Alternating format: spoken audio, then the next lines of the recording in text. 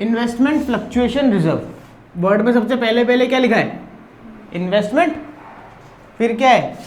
Fluctuation, यानी investments की price में जो फ्लक्चुएशन आता है उस फ्लक्चुएशन को स्टेबल करने के लिए क्या बनाया गया है? ये रिजर्व बनाया गया है। अब पहली चीज तो ये भी क्या है? रिजर्व है। तो क्वेश्चन में तुम्हें कहां देखने को ये मिलेगा? बैलेंस शीट में लायबिलिटी साइड के अंदर। तो देखो जो भी क्वेश्चन होगा ये लायबिलिटी साइड और ये असेट साइड, यहाँ पर लायबिलिटी साइड में तुम्हारे को इन्वेस्टमेंट फ्लक्चुएशन रिजर्व देखने को मिलेगा, जो भी उसकी अमाउंट होगी वो अमाउंट क्या होगी, ठीक है। अब यहाँ पर तुम्हें हमेशा दो चीज़ें देखने को मिलेगी, एक तो इन्वेस्टमेंट फ्लक्चुएशन रिजर्व देखने को मिलेगा और एक तुम्हें इन्वेस्टमेंट्स देखने को मिलेंगे। और इन्वेस्टमेंट कहाँ होते हैं? असेट साइड में। क्वेश्चन में तुम्हें हमेशा क्या चीज़, कितनी चीज़ें देखनी है? दो चीज़ देखनी है। देखो बड़े क्वेश्चन में आएगा ये, तुम्हें ढूंढना पड़ेगा तुम्हें क्या चीज़ संभालनी है इन्वेस्टमेंट फ्लक्चुएशन रिजर्व के लिए। तो दो चीज़ संभालनी है।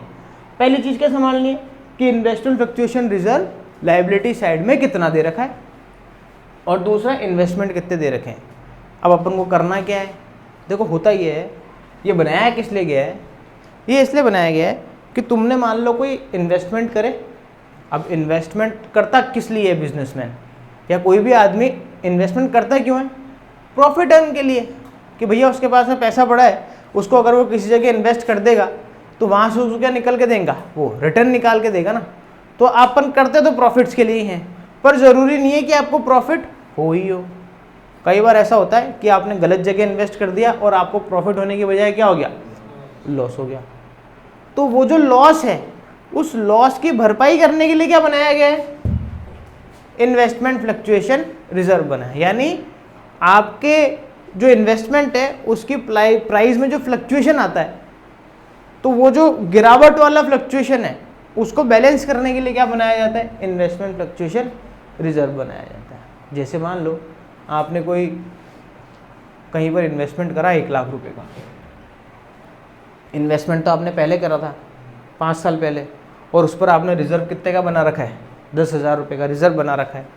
अब मान लो कि आपकी ये जो इसकी प्राइस है 10,000 रुपये से अपन थोड़ा ज़्यादा कर देते हैं, इसको 20,000 कर देते हैं। मान लो अब आप जब एडमिशन ऑफ पार्टनर, जब आपका पार्टनर एडमिशन हो रहा है फर्म के अंदर, तो आप क्या करते हो? सारी एसेट्स और लायबिलिटीज़ का क्या करते हो? रिवैल्यूएशन करते हो। रिवैल्यूएशन अकाउंट बनाया था ना, उसमें सब एसेट्स और लायबिलिटीज़ का क्या किया जाता है? रिवैल्यूएशन किया जाता है। तो जब इन्वेस्टमेंट का हमने रिवैल्यूएशन करा तो हमने देखा कि इन्वेस्टमेंट की प्राइस कैसी हो गई? प्राइस में कोई भी चेंज नहीं है। हमारा इन्वेस्टमेंट पहले भी 1 लाख रुपए का था और अभी भी कितना है? 1 लाख रुपए का ही है। यानी हमारी जो इन्वेस्टमेंट की प्राइस है उसमें क्या है? No change.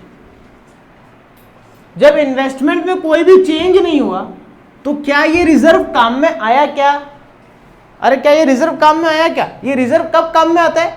जब इन्वेस्टमेंट की प्राइस क्या हो जाती है? कम हो जाती है। तो ये रिजर्व तभी काम आएगा जब प्राइस क्या होगी? कम होगी। अगर प्राइस कम नहीं हुई है तो ये रिजर्व भी काम नहीं आएगा। और अगर काम में नहीं आया, बच गया, तो बढ़ जाएगा। जैसे वर्कमैन कंपनसेशन रिजर्व बढ़ गया था ना, ऐसे ये भी अगर बच गया तो पार्टनर्स में क्या हो जाएगा? बढ़ जाएगा।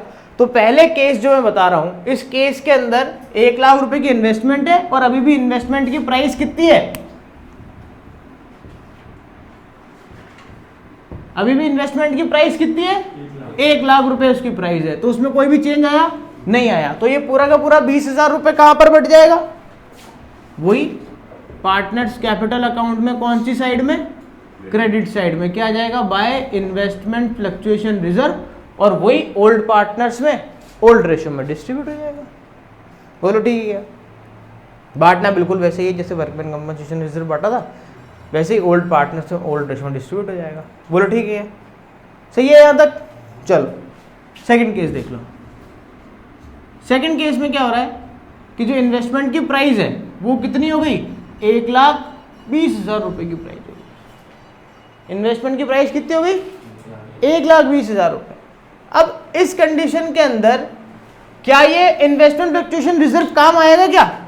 नहीं आएगा। हर प्रोडक्ट की तो मर्द प्राइस बढ़ेगी, बढ़िया, कोई दिक्कत थोड़ी ना है। बढ़ने के लिए तो करवाया था हमने इन्वेस्टमेंट।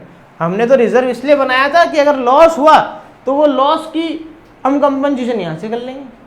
तो क्या ये 20,000 रुपये काम आए? ये 20,000 रुपये फिर काम नहीं आए।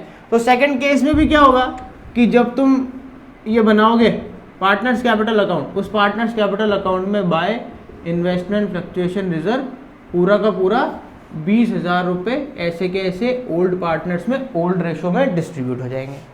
बोलो ठीक है क्या? आया दूसरा केस समझ में?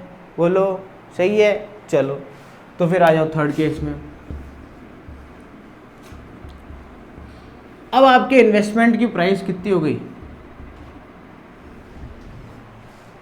कितनी हो गई प्राइस? 90,000 प्राइस हो गई।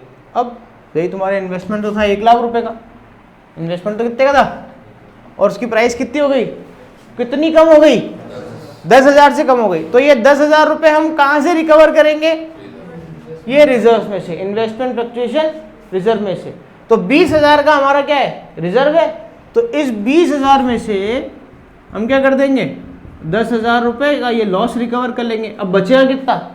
बाकी 10। ये जो बचा हुआ 10 है ये क्या होगा? पार्टनर्स कैपिटल के अंदर बाय इन्वेस्टमेंट फ्लक्चुएशन रिजर्व के नाम से 10,000 रुपये ओल्ड पार्टनर्स में ओल्ड रेशो में डिस्ट्रीब्यूट हो जाएंगे।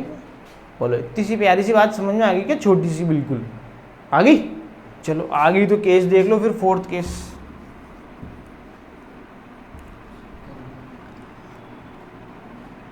फोर्थ केस के अंदर अब तुम्हारे इन्वेस्टमेंट कितने के पहुंच गए?